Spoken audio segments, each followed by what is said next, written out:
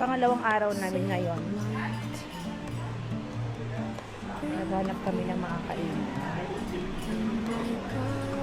Excuse me. Solarium Bistro. So, you use the entrance. Thank you. Ngayon pa lang kami mag-almusal. Gigising lang kasi namin. So, dito kami mag-almusal sa Solarium Bistro. Bukas na siya. Almusal ni Jojo. Almusal ko. Almusal ni Ate. So, ang Solarium Bistro is nasa deck 14. Isa ito sa mga resto na kasama dito na free food.